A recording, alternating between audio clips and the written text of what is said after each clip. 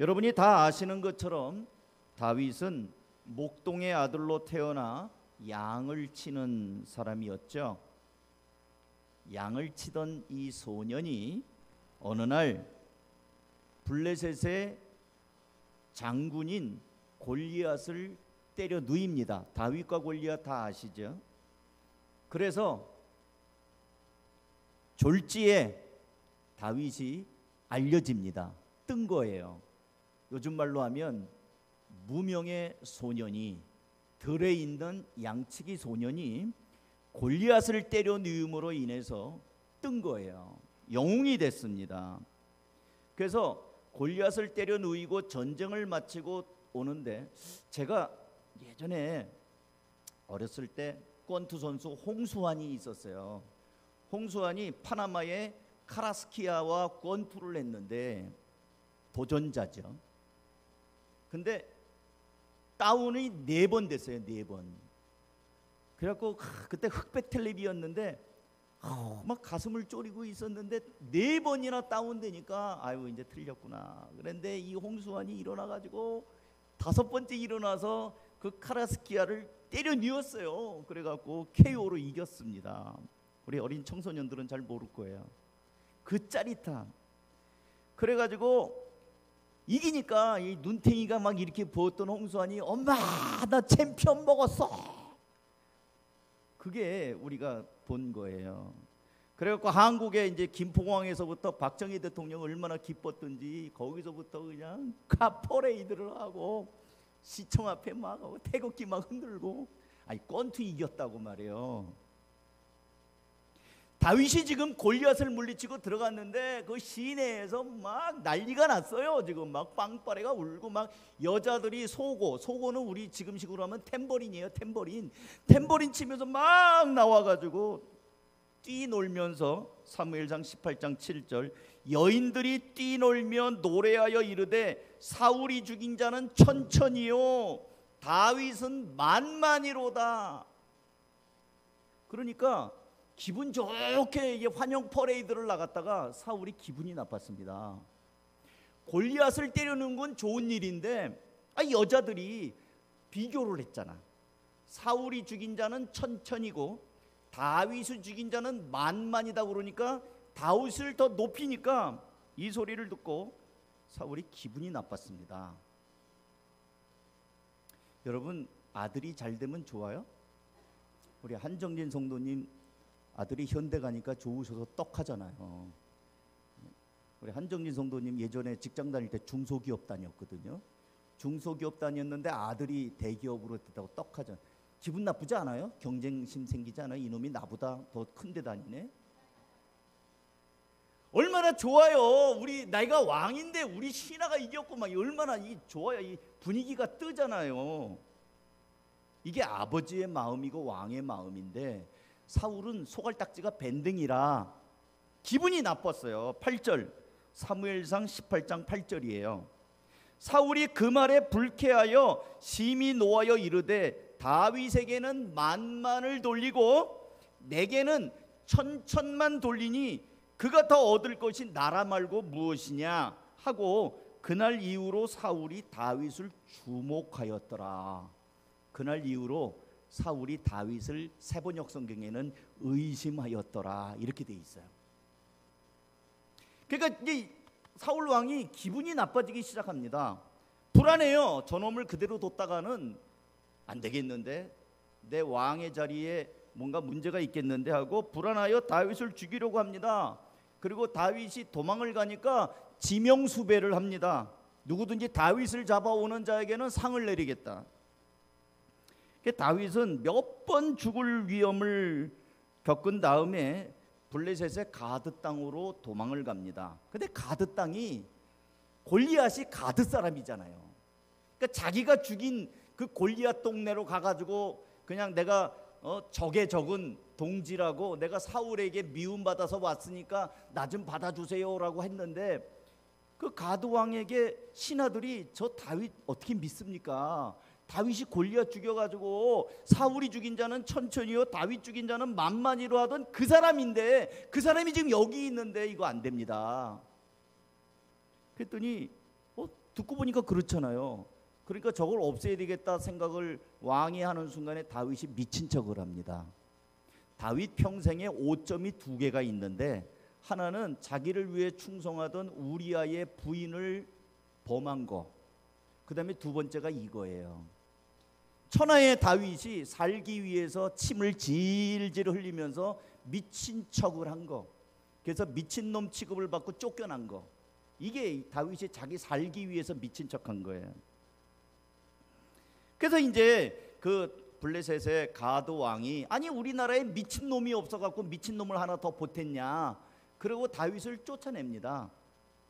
그래서 이제 피하여 다윗이 도망간 곳이 오늘 우리가 보는 아둘람 굴입니다. 아둘람은 번역하면 피난처라는 뜻을 가졌어요. 여러분, 우리나라에 고수동굴 있죠? 고수동굴. 고수동굴은 이 굴이지만 들어가면 어때요? 들어가면 큰 트럭도 들어갈 만큼 큰 공간이 있어요. 제가 옛날에, 지금 어쩐지 모르겠는데 그 전에 고수동굴 가니까 거기 들어갔더니 공연장도 있더라고요. 사람들이 많이 앉아가지고 뭐 할 수 있는 아주 넓은 곳이 그 동굴 안에 있더라고요. 거기 몇백 명은 들어갈 수 있겠던데요.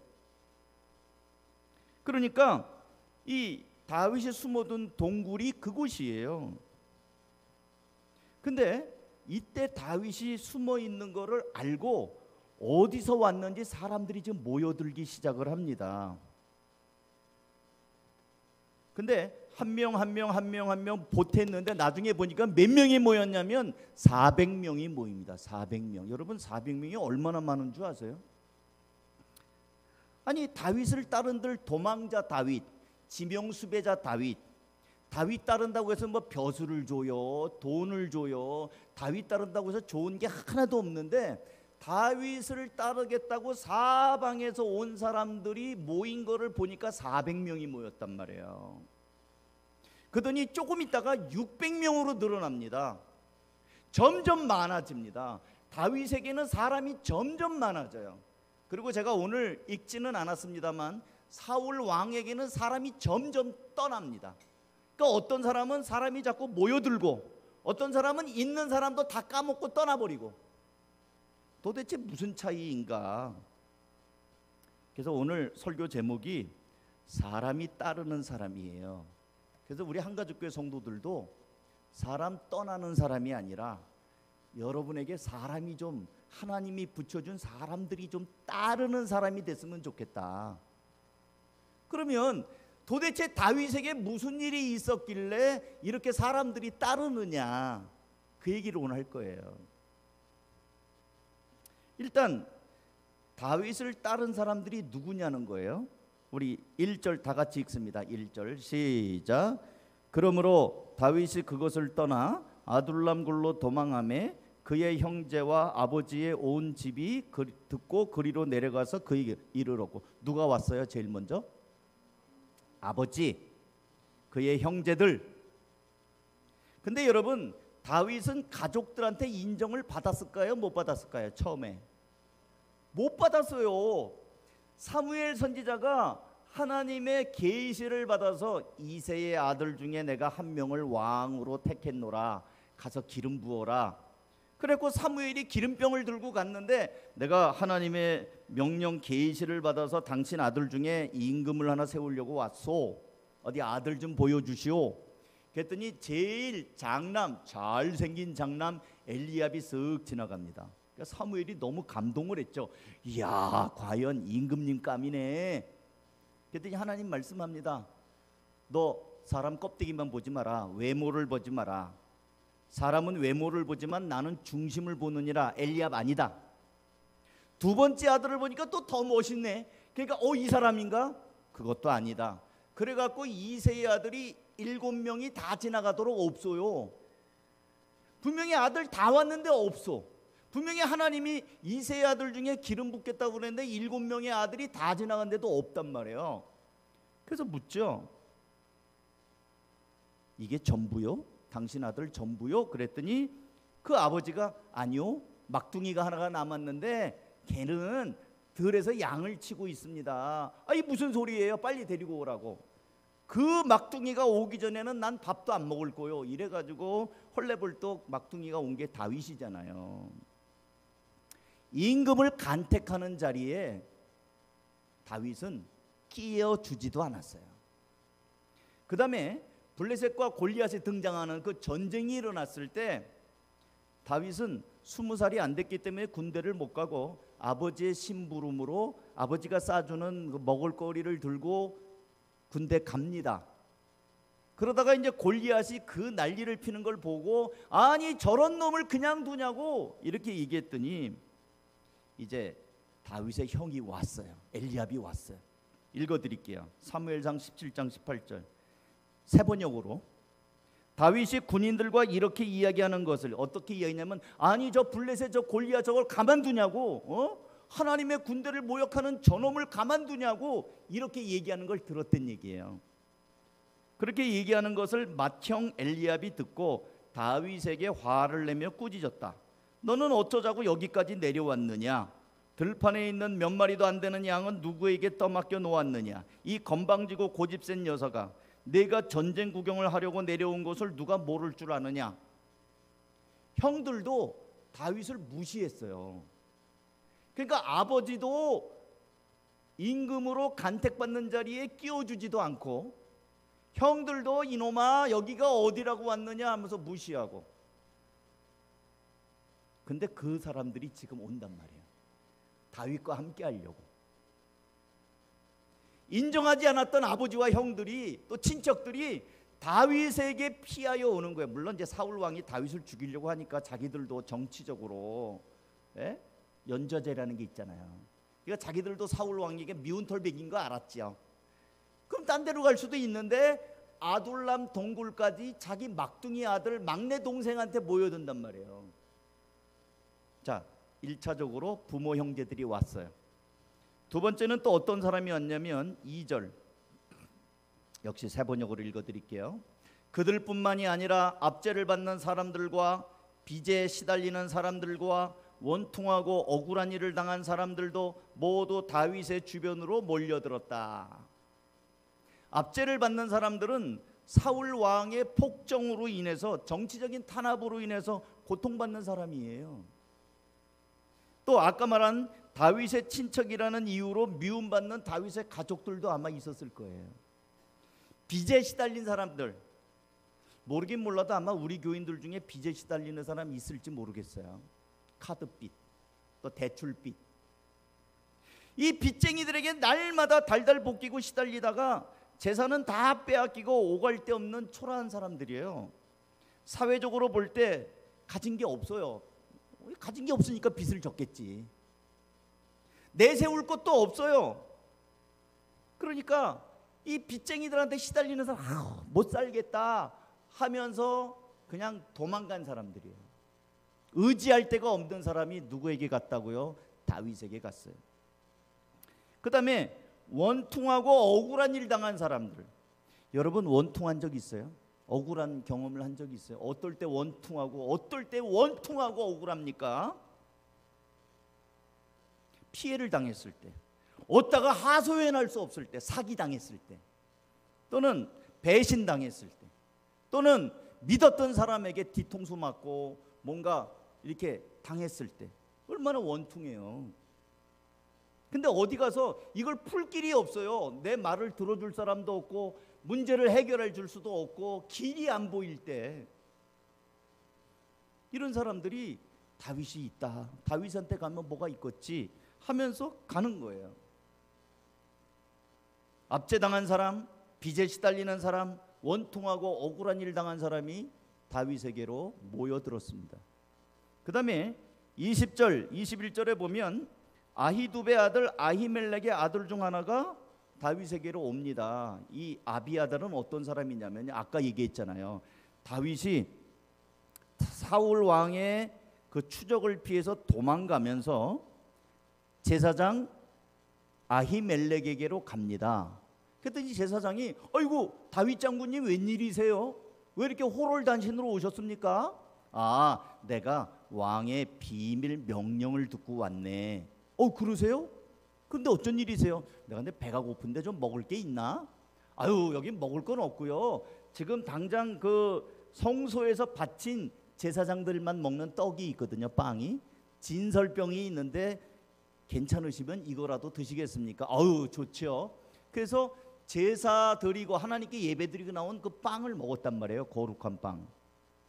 다윗이 빵을 먹으면서 얘기하는 거예요. 그런데 말이지, 내가 급히 나오느라고 아무 무기가 없는데 혹시 무기, 칼이나 창이나 뭐 이런 게 있나?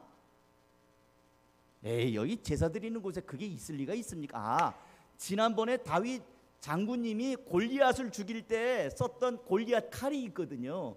골리앗 칼 그 보자기에 싼 대로 그대로 있으니까 그거라도 괜찮으면 가져가시죠.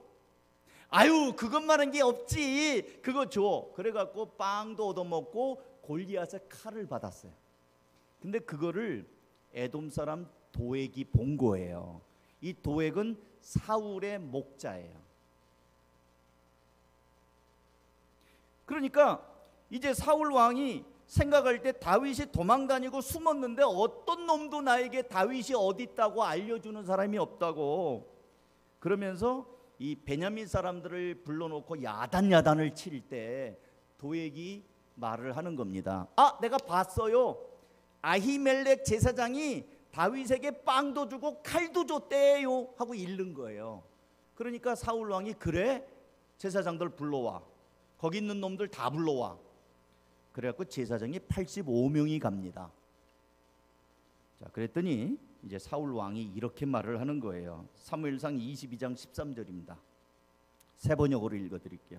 사울이 그를 꾸짖었다. 제사장을 꾸짖는 거예요. 내가 왜 이새의 아들과 함께 공모하여 나에게 맞서려고 하였느냐? 내가 왜 그에게 빵과 칼을 주고 왜 그가 하여야 할 일을 하나님께 물어서 그가 오늘날 같이 일어나서 나를 죽이려고 매복하도록 하였느냐? 그러자 아히멜렉이 왕에게 대답하였다. 임금님의 모든 신하들 가운데서 다윗만큼 믿을 만한 사람이 누구입니까? 더구나 그는 임금님의 사위인 동시에 경호실장이며 이 궁중에서 매우 존귀한 사람이 아닙니까? 그가 할 일을 하나님께 여쭙는 일은 제가 오늘 와서 처음 한 것도 아니 시작한 것입니까? 전혀 그렇지 않습니다. 임금님은 이 종이나 이 종의 온 집안에 아무 허물도 돌리지 말아 주십시오. 이 종은 이런 일을 전혀 아는 바가 없습니다. 나 아는 바가 없어요. 다윗이 도망을 했는지 어떻는지 아는 바가 없는데 임금님의 오른팔 아닙니까? 근데 그걸 왜 나한테 그럽니까? 그렇게 얘기를 하지만 사울은 막무가내로 억지 누명을 씌워서 제사장 아히멜렉을 그 자리에서 쳐 죽입니다. 뿐만 아니라 거기 같이 온 제사장들 85명을 죽여요. 그 와중에 아히멜렉의 아들 아비아달이 구사일생으로 도망간 거예요, 다윗에게. 그래가지고 우리 아버지가 이렇게 갑자기 피살됐다고 얘기를 하는 거예요. 얼마나 기가 막힙니까? 상상하기도 싫은 일이잖아요. 그걸 다윗에게 와서 지금 내 아버지가 죽는 걸 보고 왔어요. 다른 삼촌들, 제사장들의 형제들은 다 레위인이니까 삼촌들, 큰아버지, 작은아버지가 같이 죽는 걸 보고 왔어요. 그랬더니 다윗이 내가 도액이 그 자리에 있을 때 고자질할 줄 알았다. 너의 목숨을 찾는 자가 내 목숨도 찾는 자니 우리 같이 살자, 여기 있자, 이렇게 얘기를 한다고요. 어쨌든 지금 이렇게 슬픔을 당한 사람이 다윗에게로 왔어요. 아버지, 또 형제들, 원통하고 억울하고 압제당한 사람들, 그리고 이 부모나 이 가족들을 잃어버린 이 정말 이 마음속에 피눈물이 나는 사람들이 다윗에게로 왔다는 거예요. 어디로? 동굴로. 왜 왔을까요? 도대체 다윗에게 뭐가 있습니까? 그래서 사람을 따르는 사람, 다윗은 하나님이 함께하는 사람이에요. 하나님이 함께하는 사람. 여러분, 다윗의 고백 아시죠? 골리앗에게 나갈 때 다윗이 고백한 게 뭐예요? 사무엘상 17장 45절. 다윗이 블레셋 사람에게 이르되 너는 칼과 창과 단창으로 내게 나아오거니와 나는 만군의 여호와의 이름 곧 내가 모욕하는 이스라엘 군대의 하나님의 이름으로 내게 나아가노라.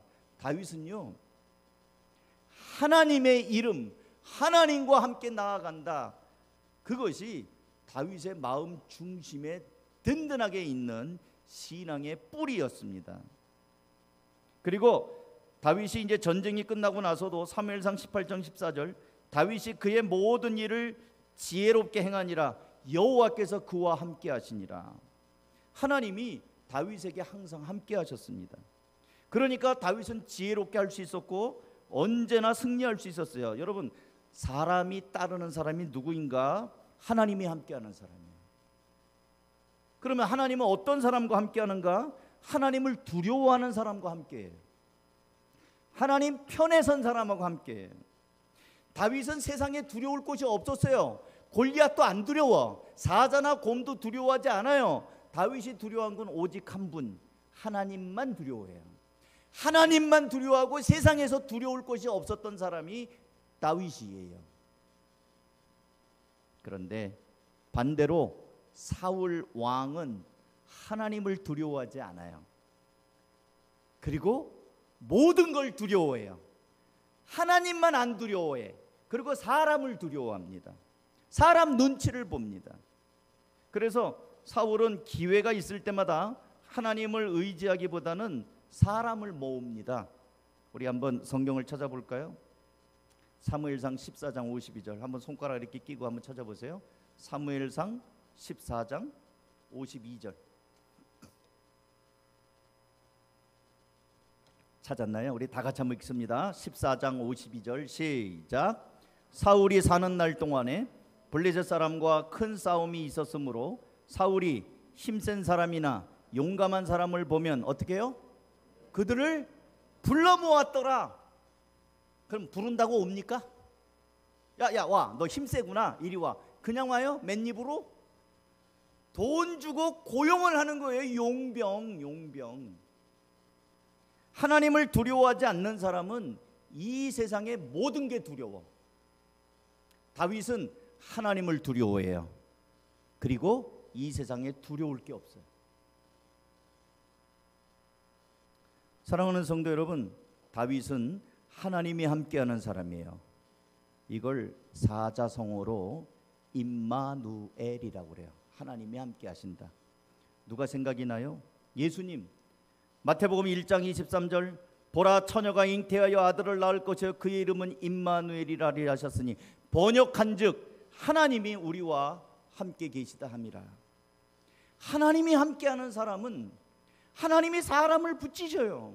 내가 사람 쫓아다니지 않아도 내가 하나님 편에 서면, 내가 하나님 편에 있으면 하나님이 꼭 필요한 사람을 계속 붙인단 말이에요. 여러분, 400명이 뜨내기 같아요? 이 아둘람 굴에 모여들은 400명이요 나중에 이스라엘 왕국, 통일 왕국을 세우는 위대한 장군들이 되는 거예요. 그 사람들이 나라의 기본 기둥 같은 인물들이 거기 다 있어요. 얼핏 보면 원통하고 한이 많고 압제가 있고 별 볼 일 없는 사람들 같으나 하나님께서 그 사람들이 다윗의 용사가 됐다는 거예요.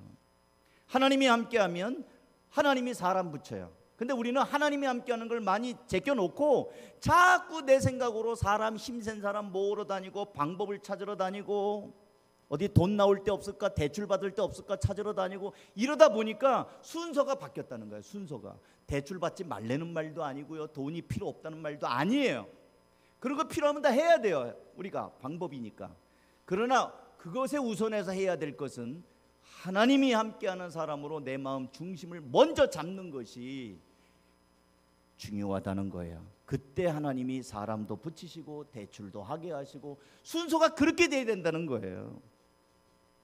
사람이 따르는 사람, 하나님이 함께하는 사람이다.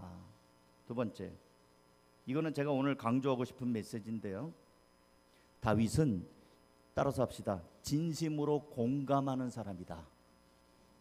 진심으로 공감하는 사람이다. 아까 얘기했죠. 다윗은 하루아침에 아버지 아히멜렉 제사장이 피살되고 다른 친척들이 살해되는 현장에서 구사일생으로 살아서 도망쳐온 아비아달에게 이렇게 위로합니다. 사무엘상 22장 22절 아까 우리가 읽은 본문이에요. 제사장의 집안이 몰살당한 것은 바로 내가 책임져야 하오. 이제 두려워하지 말고 나와 함께 지냅시다. 이제 당신의 목숨을 노리는 사람이 바로 나의 목숨을 노리는 사람이 바로 당신의 목숨을 노리는 사람이기도 하니 나와 함께 있으면 안전할 것이요. 다윗은요, 진심으로 마음 아픈 사람을 공감해 줍니다. 야, 너 잘 도망왔구나. 걸음이 빨랐나 보지? 이거는 공감이 아니에요. 야, 너 운이 좋았구나. 이게 무슨 공감이야? 하나도 공감이 안 돼요. 공감이란 상대방의 입장에 서서 그가 경험한 것, 상대가 경험한 것을 이해하거나 다른 사람의 입장에서 생각해 보는 능력을 공감이라고 합니다. 우리나라는 전통적으로 유교 문화가 있는 나라예요. 목사님, 저는 기독교 집안인데요. 그래요, 기독교 집안이라도 우리나라 전체가 유교 문화예요. 유교 문화는 공감이 없는 건 아니지만 거의 없어요. 유교 문화는 공감이 없습니다. 장유유서가 뭐예요? 어른아이가 질서가 있다는 거예요. 어린 사람은 묻지도 따지도 말고 시키는 대로 하는 거지. 어디 머리에 피도 안 마른 게 너 몇 살이야? 이게 우리나라 장유유서란 말이에요. 어디 공감이 있어요? 내가 하는 얘기 조그만 게 어디 빠락빠락 말대답이야. 말대답 못하게 입을 막는 게 우리나라예요. 여필 종부, 여자는 필히 남편 따라야 돼요. 어디 암탉이 울면 집안이 망한다고 그랬는데 이게 우리나라 유교라니까요. 공감이 안 돼요. 세계에서 우리나라만 가진 병이 있습니다. 한국 사람만 가진 병이 있어요. 무슨 병일 것 같아요? 울화병이에요. 이거 학명이 대한민국에만 있는 병이 울화병이에요. 이런 병이 없어요, 다른 데는. 울화병은요, 이게 뭉친 거예요. 화가 뭉친 거예요. 그래갖고 이 병원에서 진단하면 원인 불명이야. 근데 아파. 화가 쌓인 거예요. 현대는 군중 속의 소외입니다. 제가 자주 말씀드렸으니까 목사님 또 그 얘기인가? 사람 많은 것 같죠? 사람 없어요. 여러분 속마음 시원하게 털어놓고 여러분 비밀 얘기할 수 있는 사람 몇 명이나 돼요? 부인 말고 남편 말고. 근데 아내와 남편도 속 얘기 잘 안 하더라고요. 요즘에는 잘 안 해요. 그냥 밥 줘, 밥만 먹고 자. 짐승 하나 기르는 것 같아요. 그냥 밥만 먹고 자. 그러니까 군중 속의 소예요. 군중 속의 소에 내 마음을 알아주는 사람이 없어요. 제가 지난번에 얘기했잖아요. 휴대폰에 저장한 사람은 몇백 명 되는데 내가 마음을 열고 얘기할 사람이 없어요. 죽겠어요 그냥. 그러니까 자살하고 싶은 거고 뛰어내리는 거예요. 왜 마음을 쏟아내지 못할까요? 말해봤자 소용이 없어. 공연히 나만 바보가 돼. 얘기 안 하니만 못해. 그러니까 얘기 안 하는 거잖아요. 근데 다윗에게 모여든 사람이 어떤 사람이에요? 제가 볼 때는 제대로 된 사람이 없어요. 예? 압제당한 사람, 원퉁한 사람, 빚쟁이, 쫓겨다니는 사람, 하나같이 마음속에 서러움이 가득하고 한이 많은 사람이에요. 근데 이 사람들이 왜 왔을까요? 다윗에게 가면 마음 알아주거든요. 다윗에게 가면 내 말 들어주거든요. 다윗에게 가면 마음이 시원하거든요. 그래서 이 별 볼 일 없는 사람들이 위대한 장군이 되고 나라를 세우는 일꾼들이 되잖아요. 아비아달에게 그러잖아요. 그 목숨 정말 잘 살아왔다. 당신 목숨을 노리는 사람이 내 목숨을 노리는 사람하고 똑같다. 그러니 가지마. 우리 같이 살자. 같이 의지하자. 이러니까 거기 있잖아요. 나중에 이 아비아달이 다윗의 제사장이 됩니다. 이 모습이 예수님의 모습이에요. 여러분, 우리 오늘 찬송할 때 우리 예배당에서 제일 먼저 찬양하는 게 뭔지 아세요? 다 같이 일어서 무슨 찬양이에요? 수고하고 무거운. 그 찬양을 왜 두 번 하는 줄 아세요? 정말 우리 세상에서 얼마나 수고하고 무거운 짐 짓다 왔어요. 어떨 때는요 맹숭맹숭 부르기도 하지만 어떨 때는 그 찬양 부르면 눈물이 활칵 나요. 그래, 내가 세상에서 많이 힘들었지. 근데 주님이 무거운 짐진 자들아 다 내게로 오라. 이게 성경 말씀 그대로예요. 마태복음 11장 28절 수고하고 무거운 짐진 자들아 다 내게로 오라. 내가 너희를 쉬게 하리라. 다윗이 아둘람 굴에서 힘든 사람들, 답답한 사람들, 원통한 사람들 다 오세요. 사랑하는 성도 여러분, 이 시대를 살아가는 우리도 마찬가지입니다. 하나님께서는 이 시대를 살아가는 우리에게 로마서 12장 15절 기뻐하는 사람들과 함께 기뻐하고 우는 사람들과 함께 우십시오.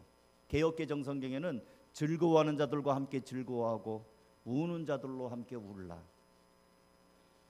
말씀을 맺습니다. 사람이 따르는 사람은 누군가? 다윗과 같은 사람, 하나님이 함께하는 사람, 공감하는 사람, 그리고 그 사람들을 품어주는 사람. 바라기는 여러분 이제 이 주변에 이제 예배당에서만 신앙을 가지고 사는 게 아니고 저는 예배당에서는 좀 못해도 괜찮을 것 같아요. 근데 여러분의 삶의 현장에서 예수님이 드러나고 예수님의 마음, 다윗이 품었던 것처럼 상한 마음들을 품었던 것처럼 그런 좀 넉넉하고 따뜻함이 있는 성도들이 되기를 주님의 이름으로 축원합니다. 기도하겠습니다.